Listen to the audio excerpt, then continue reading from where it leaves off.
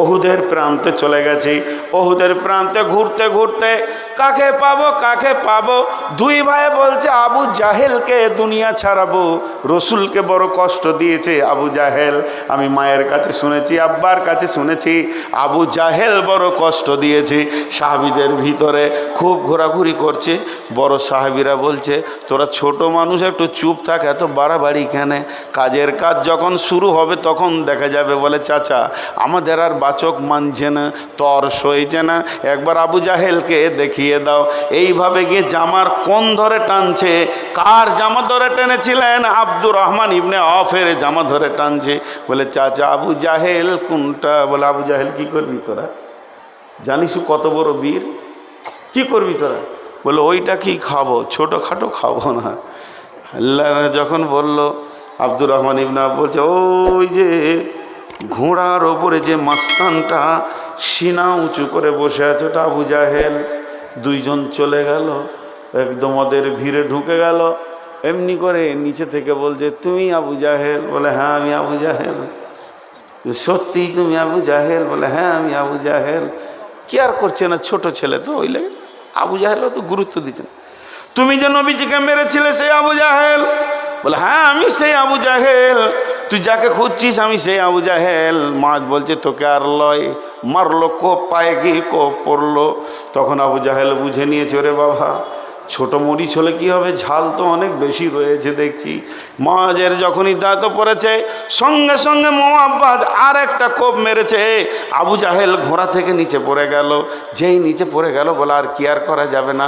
আবু জাহেল মাঝের এখানে একটা কোপ মারলো, হাতটা লটকে গেছে, সামান্য চামড়াতে আটকে আছে, এরকম লড়ছে। মাঝ কি করলো, এই হাতটা আমার ডিস্টার্ব করছে বলে পায়ে রেখে টেনে ছিঁড়ে দিয়ে এক হাতে দুই ভাই আবু জাহেলকে মাটিতে শুইয়ে দিল। কেউ কেউ বলে ওই অবস্থায় একজন বড় সাহাবী গিয়ে আবু জাহেলের দেহ থেকে মাথাটা আলাদা করে দিয়েছিলেন। কোনো ঐতিহাসিকবিদরা বলছেন না, মাজ আর মোমাব্বাজ দুইজন শিশুকে দিয়ে আল্লাহ আবু জাহেলের মতো মাস্তানটাকে কবরে শুইয়ে দিয়েছে। তার মানে কি, ইকাতিলুনা ফি সাবিলিল্লাহ, হে মুসলমান তোমরা জাগো, আল্লাহর জন্য জান দিতে হবে, একদিন আগে একদিন পরে। এত ভিজে বিড়াল হলে হবে না, তাহলে তোমরা লুটে লুটে সব চলে যাবে। আল্লাহ তাবারাক ওয়া তাআলা বললেন তোদের জানকে আমি কিনে নিয়েছি, জান দিবি তো জান্নাতুল ফেরদাউস পেয়ে যাবি। কারণ জান্নাত তোদের জন্য অপেক্ষা করছে, হুর পরীরা তোদের জন্য গান গাইছে। হে মুজাহিদের দল, ফি সাবিলিল্লাহি বিআমওয়ালিহিম ওয়া আনফুসিহিম, আল্লাহ তাবারাক ওয়া তাআলা বলছেন আমি তোদের জান এবং মালকে কিনে নিয়েছি। হাজি ভাই একদম বিরক্ত হবেন না, বসেন বসেন বসেন। এমন কিছু শীত আসেনি, যথেষ্ট পরিমাণে এখন মানুষের শীত কমে গেছে। এ তো গেল একটা। জি, আল্লাহ তাবারাক ওয়া তাআলা কিয়ামতের মাঠে বিচার নেবেন। কেমন বিচার নেবেন? তুমি মাল কোথা খরচা করেছো আর জান কোথা খরচা করেছো। জান কোথা খরচা করতে হয় আমাদের জানা নাই, আর মাল কোথা খরচা করতে হয় এ জ্ঞানটাও আমাদের নাই। ছোট দুটি আরও ঘটনা আপনাদেরকে শোনাতে চাই, কিন্তু মানুষ ব্যাপক হারে উঠছে, কেন উঠছে বুঝতে পারছি না। আজকের বায়ান কি আপনাদের বিরক্ত লাগছে নাকি? তার জন্যে আজকের বায়ান খালি জিহাদের ওপরে বলবো, নিয়ত করে নিয়েছি, তাতে আপনাদের যতই বিরক্ত লাগুক। কারণ জিহাদ নামে বক্তব্যটা আমাদের কাছে বিলুপ্ত হয়ে গেছে, যে সাহাবীরা কিভাবে দিনকে এনে আমাদের হাতে তুলে দিয়েছেন। জি ভাই একটু ভাবেন, একটু। আমাকে ডাকছে কে? ও আচ্ছা আচ্ছা আচ্ছা আচ্ছা, আপনাদের বিরক্ত লাগছে নাকি? এবার একটা ঘটনা শুনেন। ঘটনা দেখেন সাহাবীদের সাহস কেমন ছিল। আল্লাহ জানকে কিনে নিয়েছেন। আর ওখানে কি বলছেন? ইয়া আইয়ুহাল্লাযীনা আমানু, হে ঈমানদারেরা, হাল আদুল্লুকুম আলা তিজারাতিন তুনজিকুম মিন আযাবিন আলীম, তোমাদেরকে কি এমন একটা ব্যবসা শিখিয়ে দেব না যে ব্যবসাটা করলে তোমরা আযাবে আলীম থেকে বেঁচে যাবে। তুমিনুনা বিল্লাহি ওয়া রাসূলিহি ওয়া তুজাহিদুনা ফি সাবিলিল্লাহি বিআমওয়ালিকুম ওয়া আনফুসিকুম যালিকুম খায়রুল লাকুম ইন কুনতুম তা'লামুন।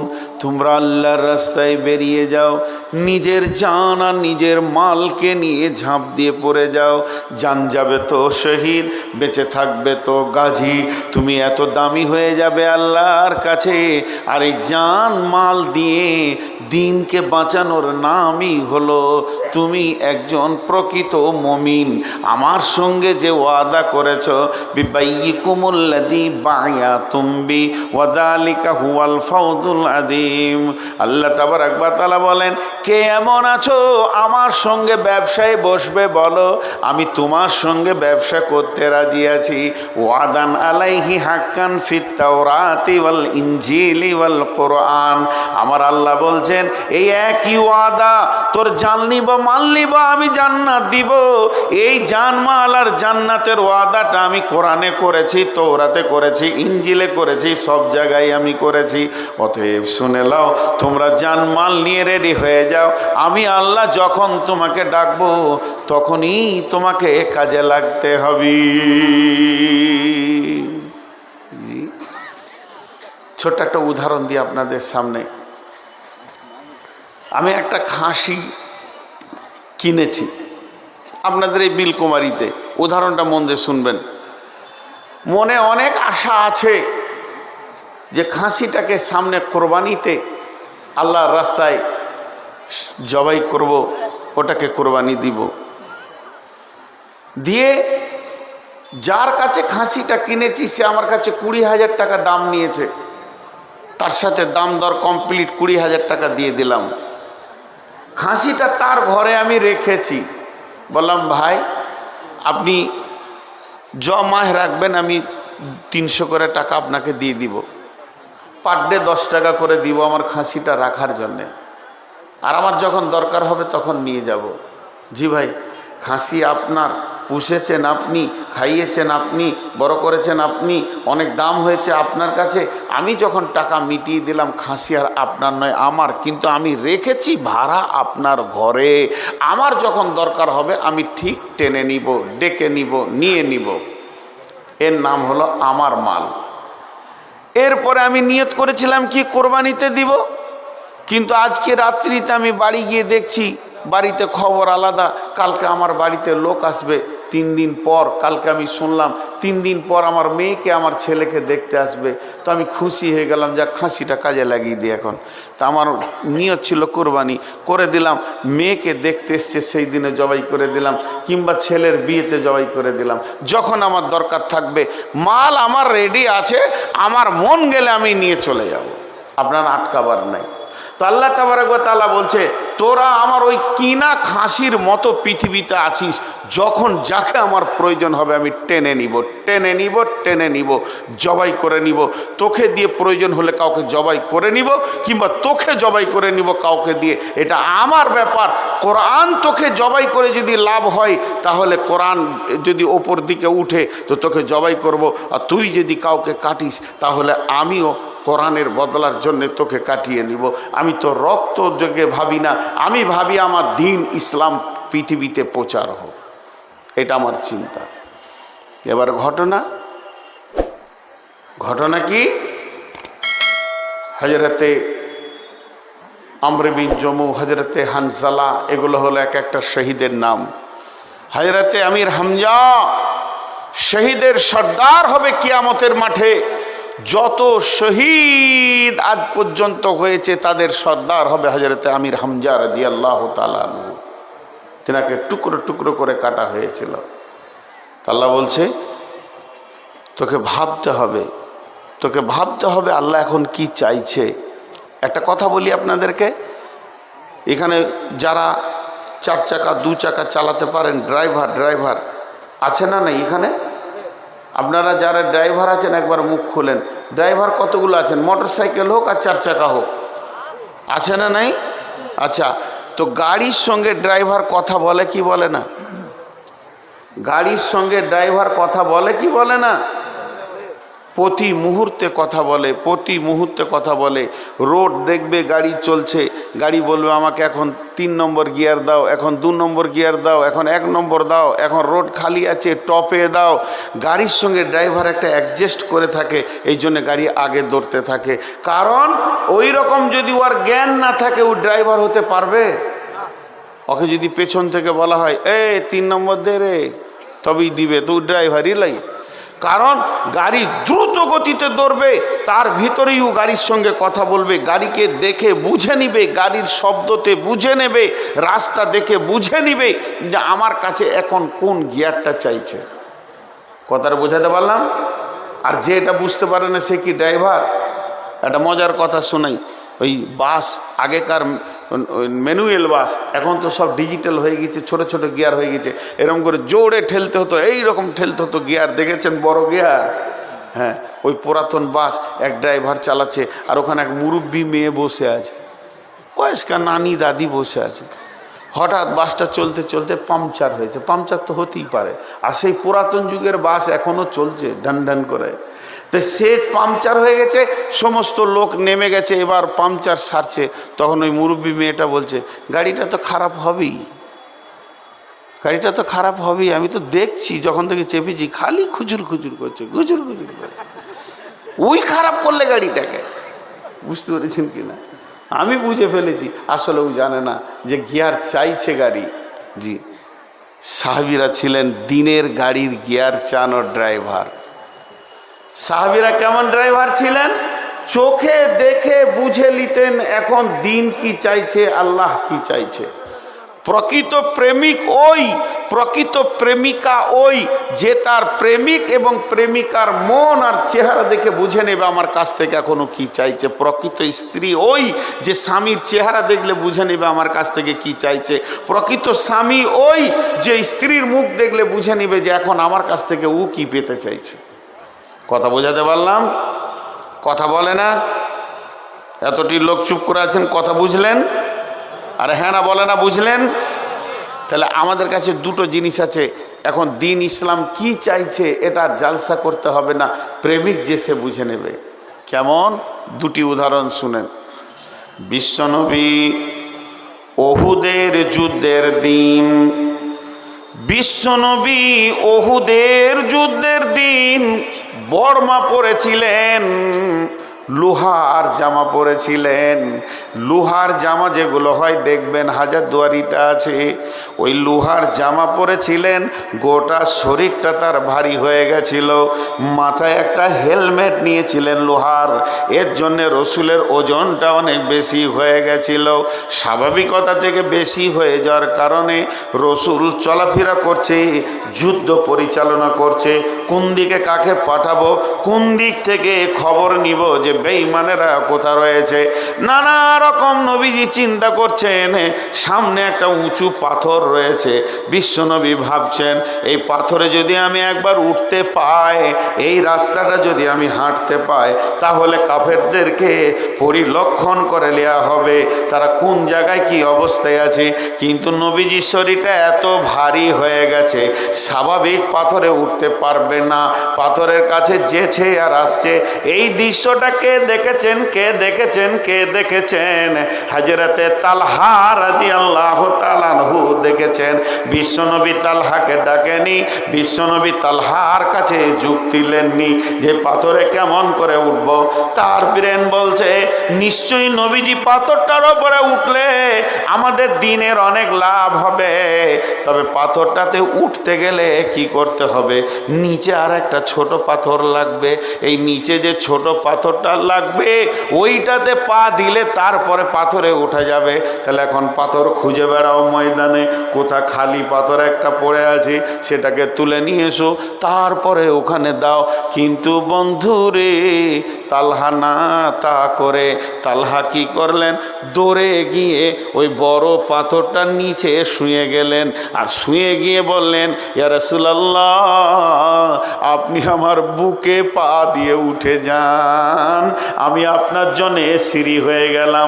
যেই বিশ্বনবী শুয়ে গেলেন আর আল্লাহ হযরতে তালহা শুয়ে গেলেন, আর বিশ্বনবী তালহার বুকে পা রেখে পাথরটাতে উঠলেন।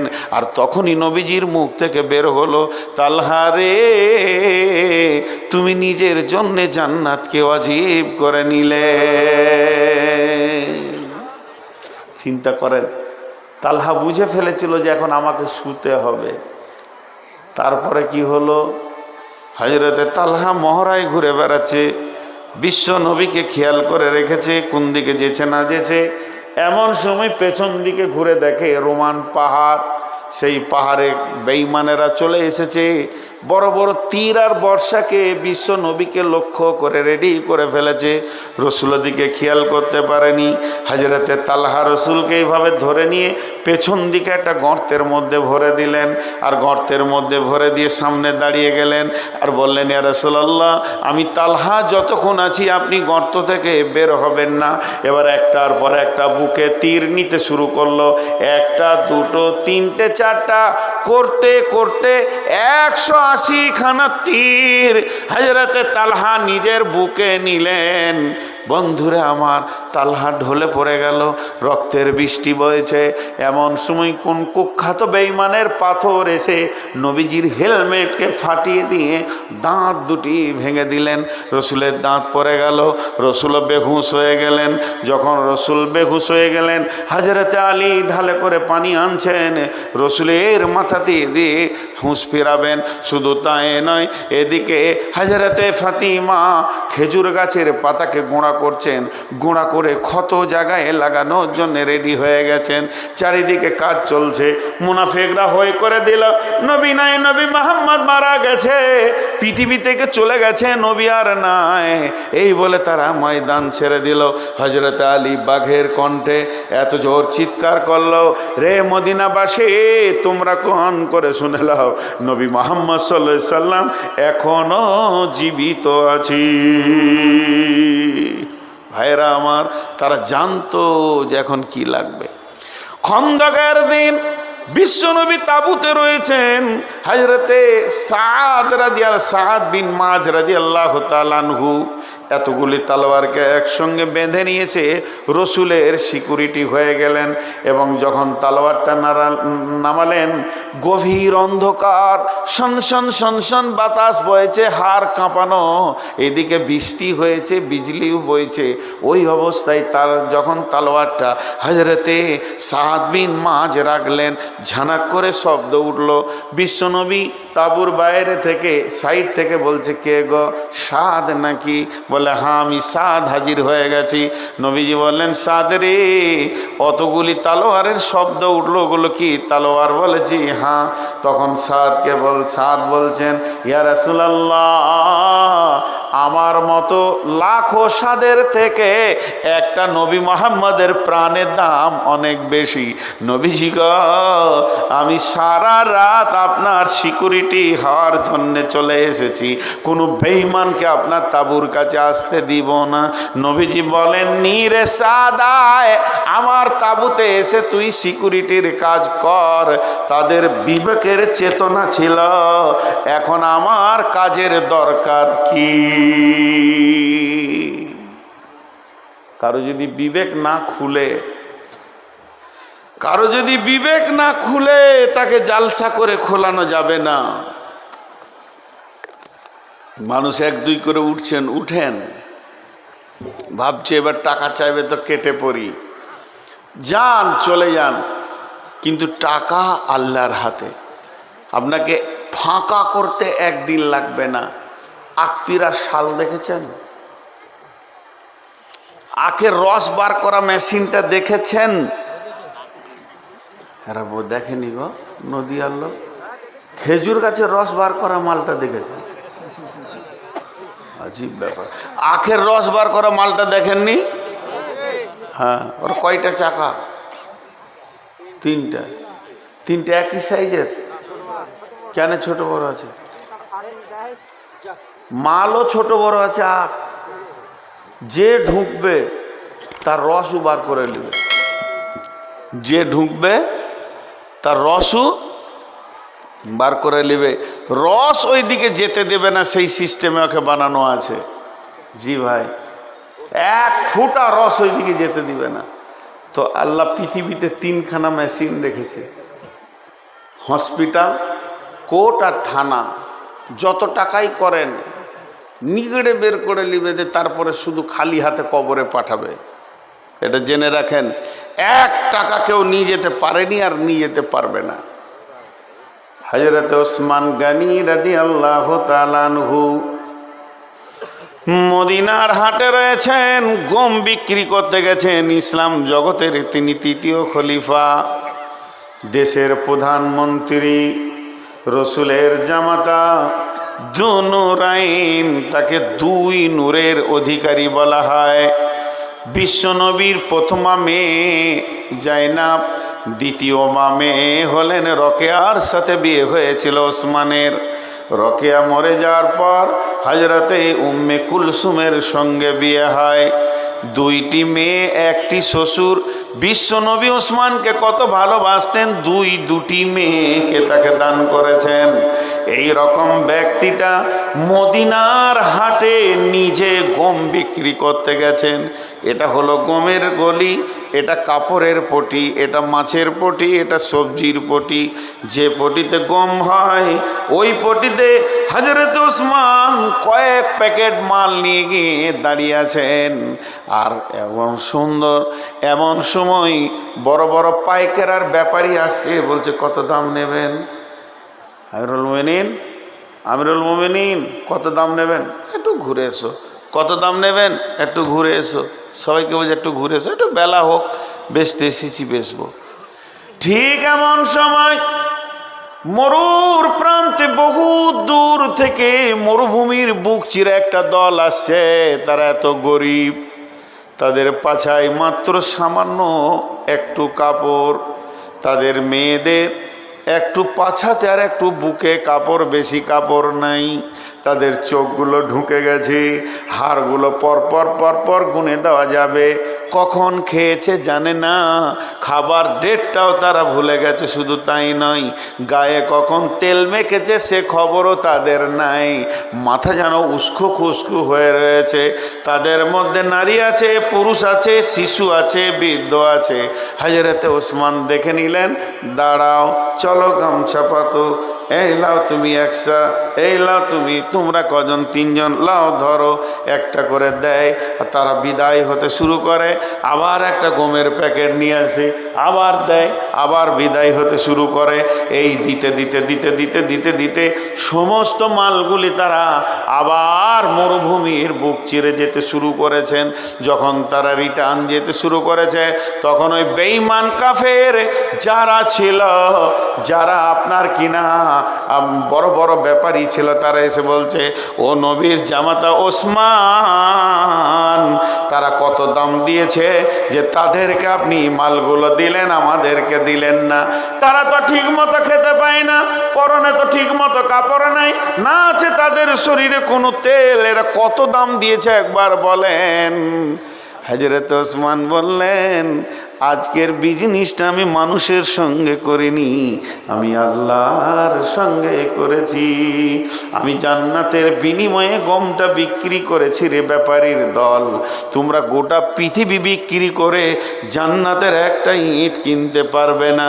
তাই আমার আল্লাহ বলেন, হে মানবকল, পৃথিবীর বুকে তুমি বিচরণ করছো, কিন্তু বিবেক দিয়ে দেখে নাও এখন আমাকে কি লাগবে। এই জিনিসটা তোমার বিবেককে জিজ্ঞেস করো।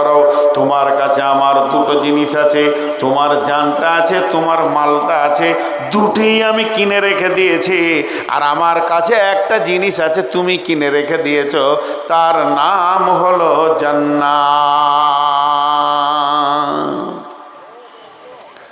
আজকে আমাদের অবস্থা শেষ। আমরা এইভাবে জান দিতে পারবো না। আমাদের জান দেওয়ার মতো টেন্ডেন্সিটাই নেই, জান দেওয়ার মতো টেন্ডেন্সিটাই নেই, খালি জান নেওয়ার বুদ্ধিটা খুব আছে। হ্যাঁ, তবে আমাদের দিকে যদি কোনো ঝামেলা হয়, একটু যদি চেঁচামেচি হয়, তো সাইড থেকে আরেকজন বলবে, মার, যত টাকা লাগে আমি দেবো, মার, মার, আর লাশ ফেলে দে, লাশ ফেলে দে, যত টাকা লাগে আমি দিব।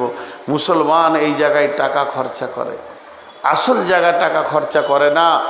আমরা জানি না যে কোন জায়গায় আমাদেরকে টাকা খরচা করতে হবে। চলেন একটু আগিয়ে যাই, দেখি সাহাবা রাদিয়াল্লাহু আজমাইনেরা কোন কোন খাতে তারা নিজের টাকাকে ব্যয় করেছেন। আল্লাহ তাবারাক ওয়া তাআলা বলেছেন যে মাল তো আমার। রাসূলুল্লাহ সাল্লাল্লাহু আলাইহি ওয়াসাল্লাম বলছেন, মান কাতা মেরা সাওয়ারিসিহি কাতা আল্লাহু মিরাসাহু ইয়াউমাল কিয়ামাতি ফিল জান্নাহ। কিয়ামতের মাঠে যেদিন জান আর মালের হিসাব শুরু হবে, এদিকে আয়, তোর হিসাব আমি নিব। সারা জীবনে 3 কোটি টাকা ইনকাম করেছো, কোথা ব্যয় করেছো বলো। এদিকে এসো, তোমার কাছে আমি হিসাব নিব। তুমি সারা জীবনে, তোমাকে 70টা বছর জীবনে বয়স দিয়েছিলাম, এই বয়সটাকে কোথা ব্যয় করেছো বলো। তো জান আর মাল এমন একটা জিনিস আমাদের কাছে আল্লাহর রাখা আছে, যেটা শেষ হয়ে যাবে। ভাইরা আমার, আমি আপনাদের কাছে ছোট্ট করে আর একটা খবর তুলে ধরছি। সেটা কি, আল্লাহ তাবারাক ওয়া তাআলা যখন খন্দকের যুদ্ধ অনুষ্ঠিত শুরু হয়ে গেল, বিশ্ব নবী খবর দিয়ে দিলেন সাহাবীদেরকে, রে আমার সাহাবীরা শোনো, এদিকে কাফের বেঈমানেরা মক্কা থেকে এসে মদিনার আশেপাশের লোককে খেজুর দিয়ে হায়ার করে চলে গেছে। বিশ্ব নবীর কাছে খবর পৌঁছালো, মক্কা, মদিনা থেকে মক্কা 400 কিলোমিটার দূরে, শিলিগুড়ি থেকে এসে কোনো লোক পলাশিতে যুদ্ধ করতে পারবে না। তাহলে আশেপাশের লোককে হায়ার করতে হবে, স্থান জায়গা ঠিক করতে হবে। কাফেরেরা তাই করেছিল। বিশ্বনবী সাহাবীদেরকে মসজিদে নবীতে নিয়ে বসে গেলেন। বসে যাওয়ার পর বলছেন, হে আমার সাহাবীরা, ওরে রসুলে, আমার উম্মতেরা, আল্লাহর গোলাম, শোনো, আমি শুনেছি মক্কার কাফের মুশরিকেরা আশেপাশে আমাদের গোত্রগুলোকে হায়ার করে নিয়েছে। তোমরা কি জানো? বলে জানি। তাহলে হে আমার সাহাবীরা, তোমরা কান করে শোনো, আমি বলছি তোমাদের ঘরে যত খেজুর আছে, খেজুরগুলোকে তোমরা মসজিদে নববীতে জমা করে দাও। তাদের দেওয়ার আগে আমরা তাদেরকে বন্টন করে দিব। তাহলে আমাদের খেজুর তারা যখন পেয়ে যাবে, তারা গরিব মানুষ, আমাদের মালটা আগে যদি পেয়ে যায়, তাহলে আমাদের দিকে তারা ঝুঁকে যাবে, আমাদের দিকে তারা হয়ে যাবে, তারা আর তাদের হায়ার হবে না, তাদের পক্ষে যাবে না। তখন এরা সাহাবীরা বললেন, ইয়া রাসূলুল্লাহ, এটা আপনার হুকুম না এটা আপনার রায়? যদি আপনার হুকুম হয়, আপনাকে নবী বলে মেনে নিয়েছি, আপনি যা বলবেন তাই শুনে নিব। তবে যদি আপনার মত হয়, তাহলে আমাদের যদি মত দেওয়ার সুযোগ থাকে, ইয়া রাসূলুল্লাহ, আমাদেরকে একটা সুযোগ করে দেন, আমরা মত দিই। নবীজি বললেন, না, এটা আমার আদেশও নয়, আমার হুকুম নয়, এটা আমি আমার মত বললাম মাত্র। তোমরা তোমাদের মত ব্যবহার করতে পারো, তোমরা তোমাদের মত বলতে পারো। সাহাবীরা বললেন, ইয়া রাসূলুল্লাহ, আপনি দোয়া করেন, আপনার দোয়ার আমার আল্লাহর মদদ যদি আমাদের থাকে। বুকে হাত দিয়ে বলছি, মদিনা থেকে একটা খেজুর তো দূরের কথা, একটা খেজুরের আঁঠি পর্যন্ত নিয়ে যেতে বেঈমানদেরকে দিব না। বিশ্বনবী খুশি হয়ে গেলেন, আমার সাহাবীরা রেডি হয়ে গেছে, এরা একটা মদিনার মাটি থেকে খেজুর নিয়ে যেতে দেবে না। আল্লাহর নবী দোয়া করলেন এবং হযরতে সলমান ফার্সির সঙ্গে পরামর্শ করলেন। হযরতে সলমান ফার্সি বললেন, ইয়া রাসূলুল্লাহ, এখানে তাবুক, এখানে আপনার কি না পরীক্ষা খনন করে দেয়া হোক।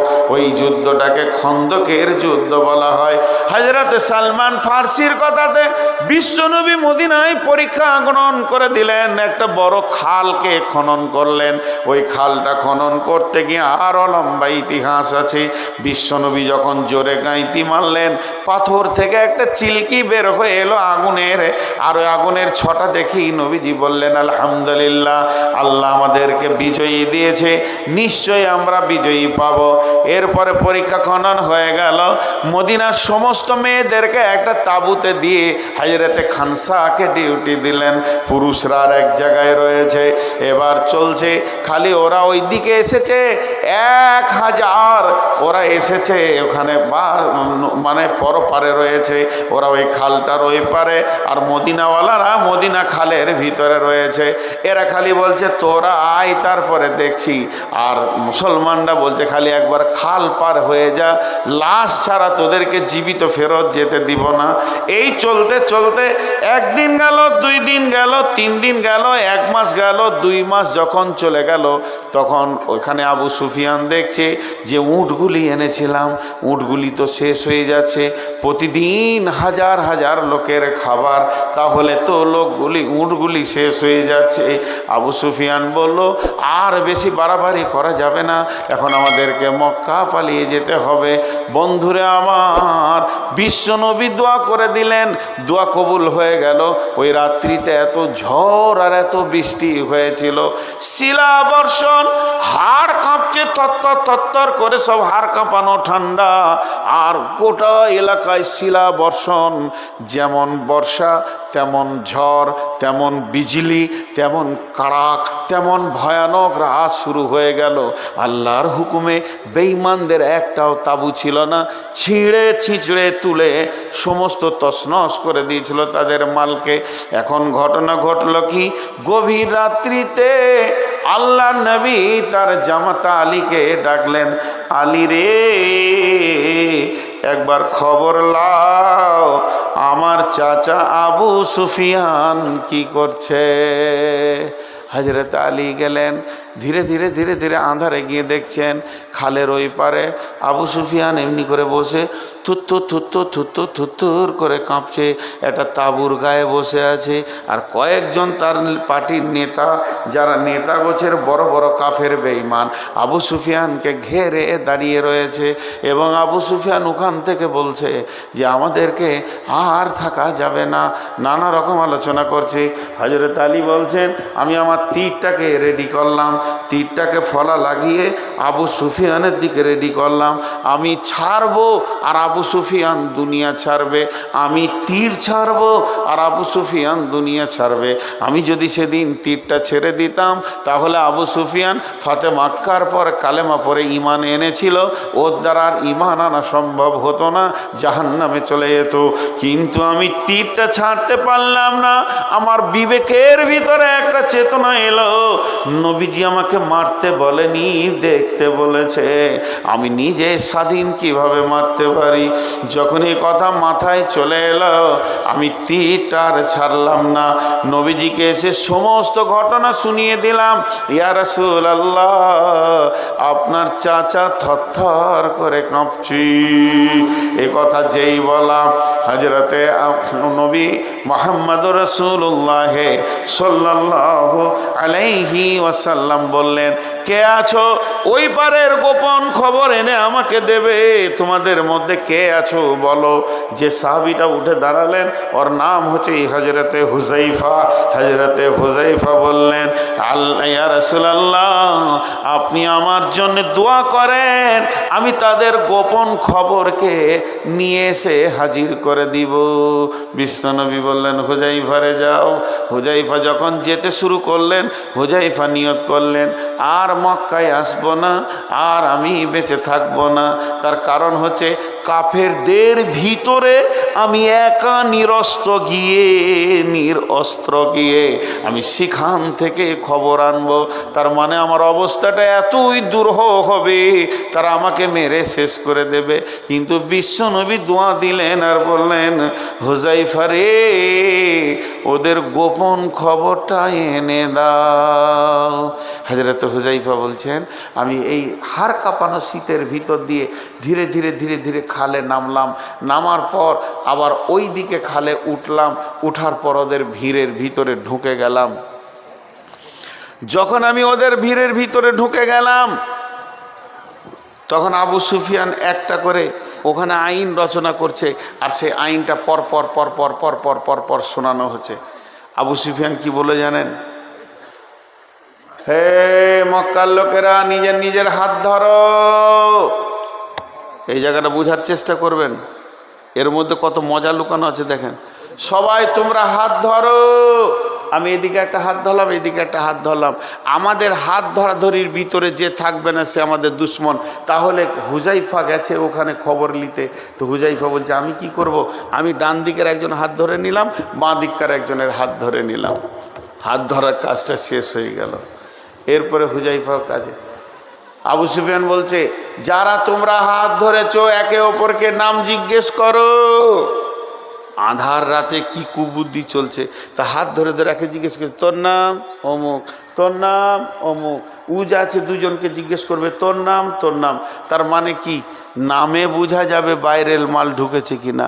হুজাইফা বলছে মনে মনে আমি কি করব, আমি নামটা চেঞ্জ করে নিলাম। আমি তো আল্লাহর গোলাম। আমি বললাম আমি আব্দুল্লাহ, আব্দুল্লাহ মানে আল্লাহর গোলাম। আমি আর আমার নাম বললাম না। কেউ আমাকে জিজ্ঞেস করছেন আপনার নাম কি, আমি বললাম আমি আল্লাহর গোলাম। এরকম আর কি। তো বলছে আমি আব্দুল্লাহ। ওরা বুঝতে পারলো না।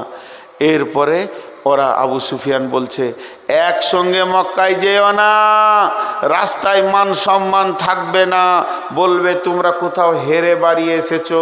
তাতে এক কাজ করো, দুইজন দুইজন দুইজন করে মক্কার দিকে চলতে শুরু করে দাও। আর এখানে থাকা যাবে না, আমরা আর বিজয়ী আনতে পারবো না। শেষ খবরটা শুনে নিয়ে হযরত হুজাইফা বলছে আমি হাতটা ছেড়ে দিয়ে আবার আস্তে আস্তে খালে নামলাম, নেমে এইদিকে উঠলাম। যখন মদিনায় আমি আসছি তখন দেখছি বিশ্ব নবী একা ওই শীতের ভিতরে মসজিদের দিকে হেঁটে যাচ্ছে। আমাকে দেখে রসুল দাঁড়িয়ে গেলেন, আর মনটা অনেক খুশি হলো। রসুল বললেন খবর কি? আমি সব খবর দিয়ে দিলাম। আমি রসুলের সঙ্গে মসজিদে নববীতে তার চাদরের সঙ্গে একসঙ্গে বের নিয়েছিলাম। ভাইয়েরা আমার, আজকের আমার টোটাল বক্তব্যটা আমি নিয়ত করেছি যে ইসলামকে কিভাবে সাহাবীরা বিজয়ী করেছে সেটাই শোনানোর জন্যে, কিন্তু মানুষ নিতে পারলো না। এটা ছিল টপ অফ বায়ান। যত জায়গায় এই বায়ানটা করেছি মানুষ খালি ধ্যান দিয়ে শুনেছে। এখন খালি হাসাতে হবে আর মজা করতে হবে। যাই হোক, সেই সাথে রাতও কম হয়নি। যাই হয়েছে, আপনাদের পরবর্তী বক্তা একজন বিখ্যাত আলিম, সুরের ঝংকার রয়েছে মাশাআল্লাহ, তার বায়ান শুনে আপনারা যাবেন। আল্লাহ তাবারাক ওয়া তাআলা আমাদেরকে শোনা আর বলার থেকে বেশি করে আমল করার তৌফিক দান করুন। কেউ আছেন একটা 10,000 টাকা দেবেন, 5,000 টাকা দেবেন। আমি একটা জিনিস শুনেছি, কারণ আজকের যেটা রিপোর্ট, আজকে দুপুরে জোহরের নামাজ পড়েছি আমি জানকীনগরে। বুজু শান্তিপুর থেকে 4,000 টাকা। বুজু শান্তিপুর থেকে 4,000 টাকা। এখানে আছে নাকি? না, এটা আলাদা মেয়েদের। সুবহানাল্লাহ, ব্যাংক ভার। ব্যাংক ভার করলে ফ্রি চলে আসছে। মেয়েরা দিয়ে দিচ্ছে। কত আছে জানে না? না আল্লাহ আকবার। একটা ভালো দেখেন আপনি, এ তো অনেক টাকা গো। হ্যাঁ কত দেখেন, কাতরা কাতরা দরিয়া সোয়াদ। আমি একটা কথা আপনাদেরকে বলি, বুজু শান্তিপুর থেকে 3টে আছে, 4,000 টাকা। আমি এইটাই বলছিলাম, জান মাল আল্লাহ রাস্তায় দেওয়ার জন্যে কেউ আছেন আল্লাহর গোলাম? তো আজকে আলোচনা হচ্ছিল জানকীনগরে যে নদিয়ার মধ্যে যতগুলি ফারিকি মাদ্রাসা আছে এখন বিলকুমারী টপ অফ চলছে পড়াশোনাতে, এবং সমস্ত দিকে রিপোর্ট ভালো। আর কেউ আছেন ভাই? 1,000 2,000 দেনেওয়ালা? মাশাআল্লাহ। 1,000 টাকা দিল, 500 টাকা নগদ, 500 বাকি। 500 নগদ, 500 বাকি, 1,000 টাকা। জি দেন আপনারা। আমি যে কথাটা বললাম আপনারা খেয়াল করেননি যে নদিয়াতে যতগুলি ফারিকি মাদ্রাসা আছে এখন বিলকুমারী টপে চলছে। তবে এইটার জন্য আমি কমিটিকে একটা কথা বলবো, যেন অহংকারে পড়ে যেন না, আল্লাহর শুকরিয়া করেন, আরও যেন টপে হয় দোয়া দিচ্ছি। অহংকারে পড়ে গেলে আল্লাহ কেড়ে নেবে, এই ইজ্জতটা কেড়ে নেবে। খুব নাম শুনে খুশি হলাম, অনেক লোক আলোচনা করছিল পড়াশোনার দিক থেকে, সব দিক থেকেই ভালো, ছেলেও ভালো আছে। আল্লাহ তাবারাক ওয়া তাআলা মাদ্রাসাটাকে কবুল করে নেন এবং কমিটিকে কবুল করে নেন, ছাত্র শিক্ষককে কবুল করে নেন। আমিন, আল্লাহুম্মা আমিন।